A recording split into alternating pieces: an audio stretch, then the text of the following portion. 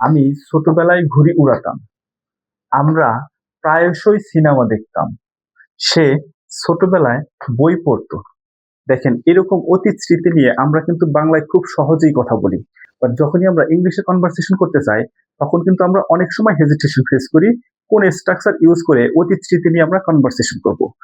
আপনি যদি এরকম সিচুয়েশন ফেস করে থাকেন, তাহলে আজকে ভিডিওটি আপনার জন্য। সাথেই থাকুন।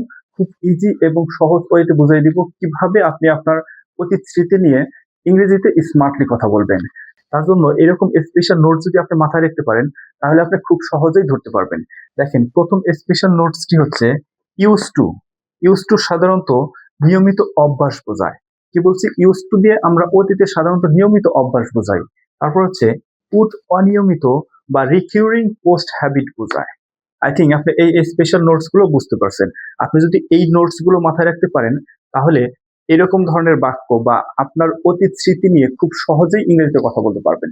চলুন এখন আমরা শিখবো এরকম ধরনের বাক্য এই নোটস গুলো মাথায় রেখে কোন সিচুয়েশনে কোন স্ট্রাকচার ইউজ করে কনভারসেশন করতে হবে সেটা শিখে দিই। এই হচ্ছে তাহলে আমাদের আজকের ভিডিওর সুপার ইউজফুল স্ট্রাকচার। আজকের ভিডিওতে আমরা শিখবো ইউজ অফ উড এর পার্ট 2 ক্লাস। তার মানে আমাদের ইউজ অফ উড এর পার্ট 1 ক্লাস আগে হয়ে গেছে। যদি আপনি মিস করে থাকেন, তাহলে অবশ্যই দেখে নেবেন, তাহলে আপনার জন্য পার্ট 2 ক্লাসটা বোঝা সহজ হয়ে যাবে। দেখেন, পার্ট 2 এর স্ট্রাকচারটা হচ্ছে subject plus would plus PB first plus object. PB first অর্থ হচ্ছে কি? প্রিন্সিপাল ভার্বের বেস ফর্ম, যেটাকে আমরা ভি1 নামে চিনি। আই থিঙ্ক আপনি স্ট্রাকচারটা এখন বুঝতে পারছেন। এই স্ট্রাকচার অনুযায়ী আমরা আমাদের রিয়েল লাইফে কিভাবে কনভারসেশন করব, চলুন প্রত্যেকটা এক্সাম্পল আমরা অন বাই অন বুঝে নেই এই স্ট্রাকচারের মাধ্যমে কিভাবে গঠন হয়েছে সিচুয়েশন অনুযায়ী। দেখেন, প্রথম এক্সাম্পলটি হচ্ছে আই উড ফ্লাই কাইট। কি বলছি? I would fly kite. আমি ছোটবেলায় ঘুড়ি উড়াতাম। এই এক্সাম্পলটার মধ্যে দেখেন পাস্ট হ্যাবিট বা রিপিটেড অ্যাকশন আছে। কিরকম? আমি ছোটবেলায় ঘুড়ি উড়াতাম। ছোটবেলায় ঘুড়ি উড়াতাম মানে অতীত স্মৃতি নিয়ে আমি কথা বলতেছি। আই থিঙ্ক আপনি প্রথম এক্সাম্পলটি বুঝতে পারছেন এই স্ট্রাকচার অনুযায়ী কিভাবে গঠন হয়েছে।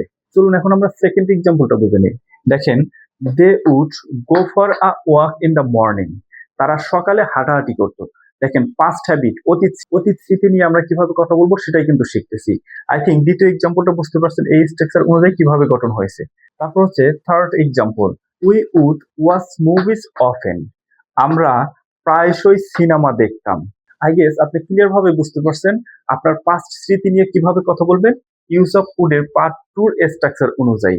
যদি আপনি আজকের ভিডিওর স্ট্রাকচার এবং সিচুয়েশন অনুযায়ী কিভাবে বাক্য গঠন হয় বুঝে থাকেন, তাহলে এখন আপনার কাজ হচ্ছে আরো কিছু বাক্য তৈরি করে প্র্যাকটিস করা। কারণ আপনি যত বেশি প্র্যাকটিস করবেন, তত তাড়াতাড়ি ইংলিশে ফ্লুয়েন্টলি কথা বলতে পারবেন। তাহলে আজকে ভিডিও এই পর্যন্তই। দেখা হবে পরবর্তী কোনো ভিডিওতে আরো কিছু গুরুত্বপূর্ণ স্ট্রাকচার নিয়ে। Till then, keep practicing and stay confident.